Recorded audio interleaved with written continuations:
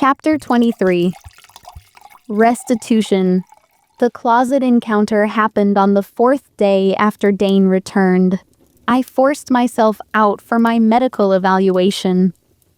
The walk through the corridors required deliberate focus, concentrating on maintaining coherent form, on keeping my edges solid instead of flickering. A hand grabbed my arm, yanked me sideways into a storage closet. I gasped. Instinct flared toward violence.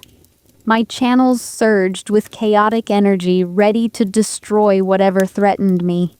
Then I recognized Dane's crystalline eyes in the cramped darkness. Before I could speak, he pulled me fully into his arms, held me so tightly I could barely breathe. His mouth pressed against my ear. The transfer triggered instantly through every point of contact. Torrents of ash and ink flowing between us. Weeks of accumulated byproduct draining in desperate exchange. My chaos-poisoned system flooded with his order. Relief so intense my knees buckled.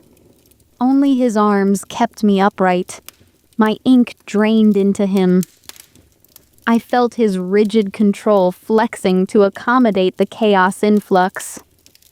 Both of us gasping at the intensity of transfer delayed too long.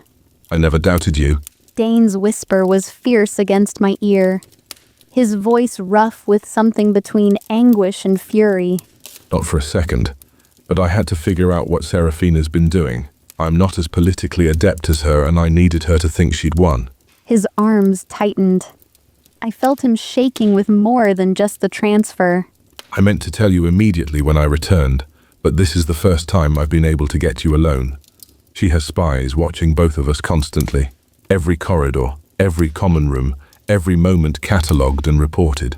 The words came faster now, urgent and raw. I know Marcus held a knife to you. I have a few allies, not many, but enough.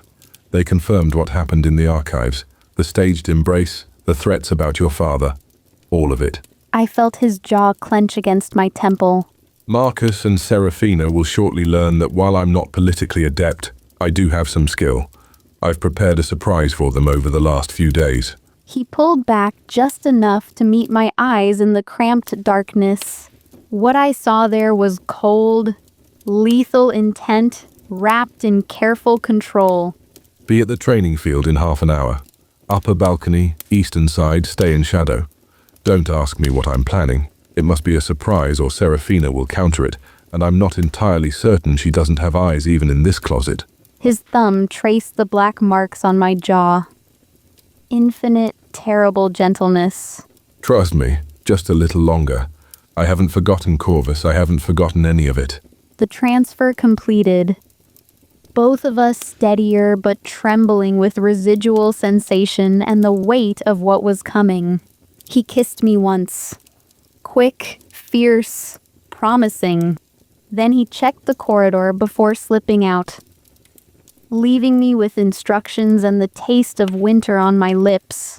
30 minutes later, I stood on the upper balcony of the eastern training field, hidden in shadow as instructed, my heart hammering with anticipation and dread.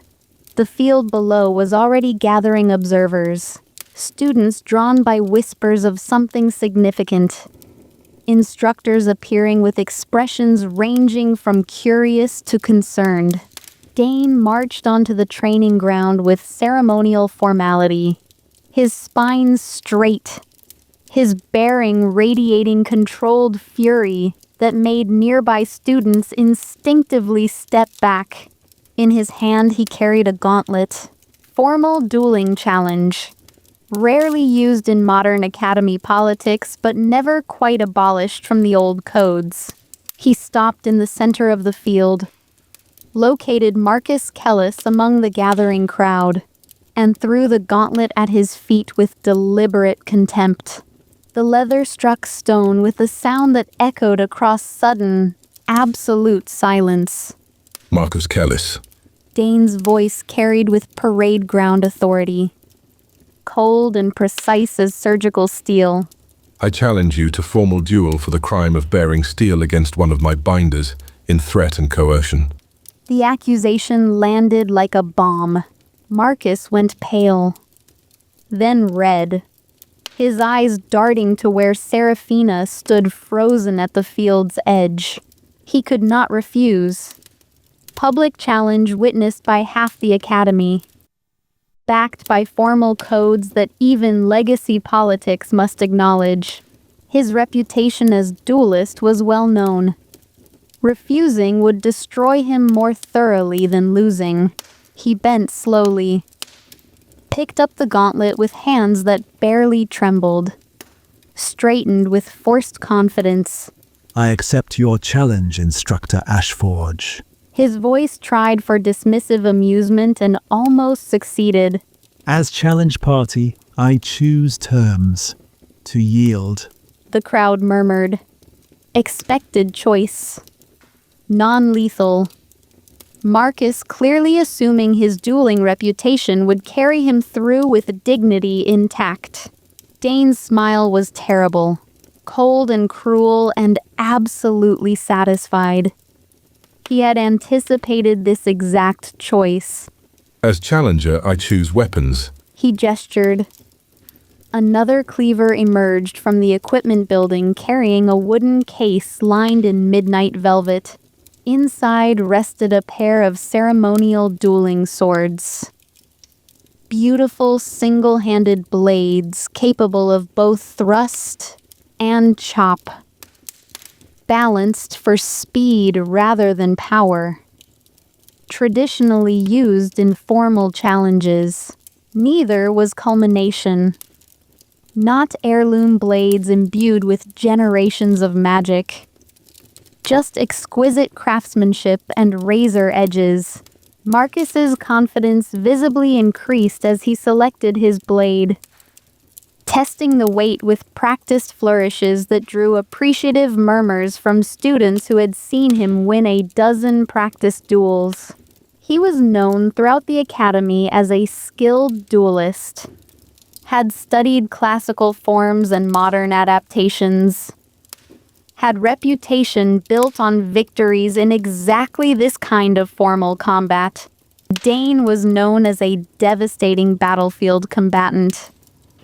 But his dueling history was minimal.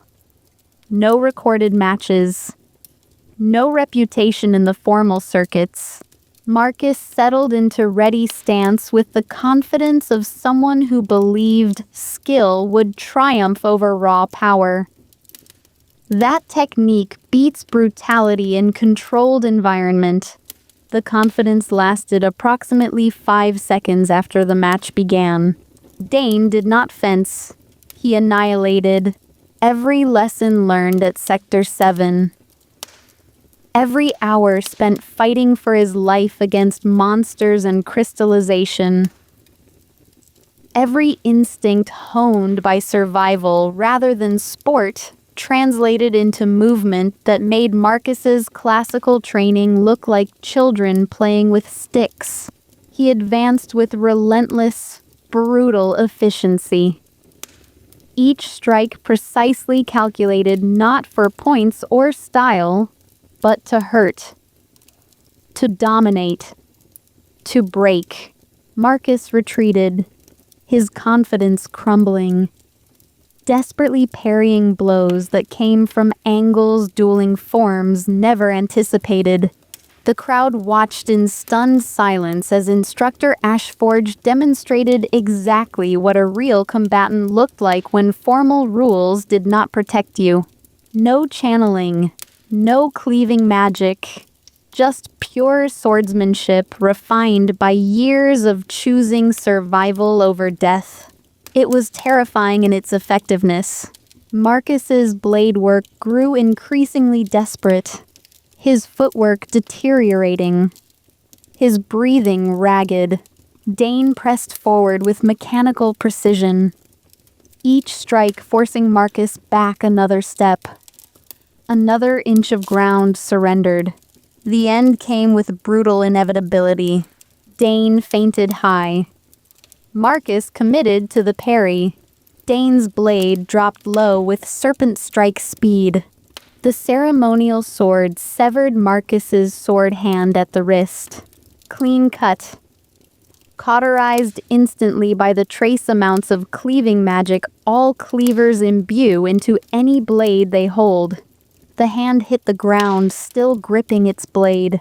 Marcus's scream cut off abruptly as Dane's follow-through drove his blade through Marcus's gut and into the magically fortified stone wall behind him, pinning him like an insect to a board. For several seconds they were pressed close, Dane leaning in as if embracing his defeated opponent. I saw his mouth moving against Marcus's ear but could not hear the words from my vantage point. Whatever Dane whispered made Marcus's remaining hand spasm in terror, his face going from pain white to fear gray, his body rigid against the wall as if Dane's words were more horrifying than the blade through his abdomen. Then Dane released him, stepped back with ceremonial precision. Marcus yielded, gasping, shaking, pinned and bleeding but alive. The medical team began rushing forward. Dane held up one hand, stopping them with a gesture of absolute authority. He turned with deliberate slowness to face Seraphina where she stood frozen at the field's edge, her perfect composure visibly cracking. Without breaking eye contact with her, Dane walked to where Marcus's severed hand lay on the ground, still gripping its blade, fingers locked in death grip around useless steel.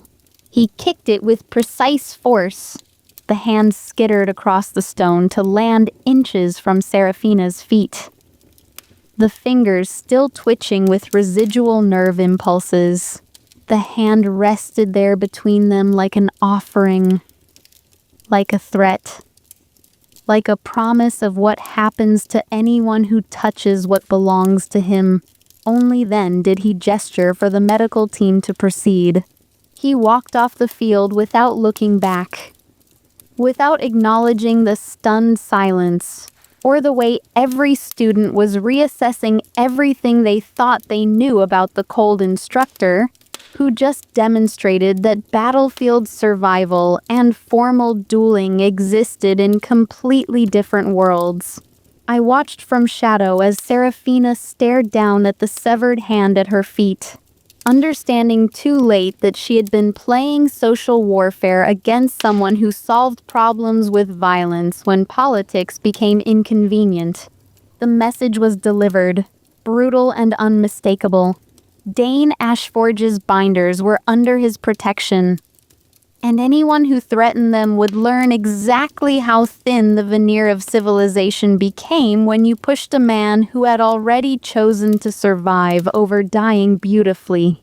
I stayed in the shadows long after the crowd dispersed, long after the medical team carried Marcus away on a stretcher, long after Seraphina finally turned and walked away with rigid control that could not quite hide her shaking hands. The training field was empty now. Just bloodstains on stone and the memory of violence delivered with surgical precision. I understood what Dane had done. Not just the duel. Not just the message sent to Seraphina and her cadre. He had given me time, breathing room, protection through demonstration of exactly what would happen to anyone who threatened me again. He had also given me proof that he had never doubted me, that the archives had been tactical retreat, not betrayal, that he was fighting for us even when I could not see it. I left the balcony, made my way back to my quarters through corridors that felt different now, less hostile. Students who had been openly cruel now avoided my gaze entirely. Fear was its own kind of protection. Inside my room, I sank onto my bed. The ink levels were stable for the first time in days. The transfer in the closet had cleared the catastrophic accumulation. given me space to think, to breathe, to remember what it felt like to exist without the constant whisper of dissolution. I pulled out my journal. The pages still showed the incoherent scrawls from days of fragmentation, evidence of how close I had come to losing myself entirely. I turned to a fresh page. My handwriting was shaky but legible again. Day 16.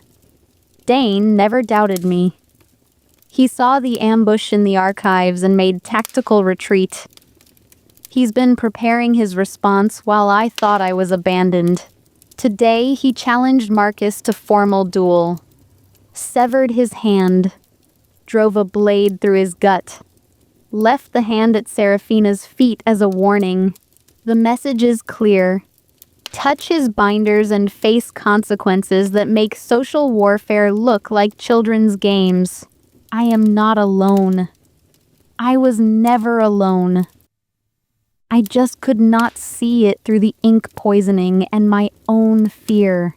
He kissed me in a closet and told me to trust him. And then he demonstrated exactly why that trust is warranted. I closed the journal, set it carefully on my desk that was no longer rotating through the air. Objects stayed where I placed them now. Reality felt solid again. The fragmenting had stopped. Outside my window, the academy continued its routines. But something had shifted. Some fundamental understanding about where power actually resided and who wielded it most effectively. Seraphina had played politics. Dane had responded with violence. And everyone now understood which approach was more dangerous. I lay back on my bed, felt the steady beat of my heart, the clear flow of magic through channels that were no longer poisoned. For the first time in days, I allowed myself to hope that survival was actually possible, that we might face what came next together instead of drowning separately in chaos and crystallization.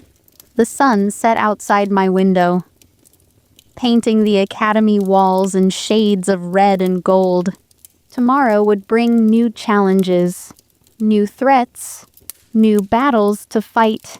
But tonight, I was alive, stable, protected by someone who solved problems with terrifying efficiency when the people he cared about were threatened.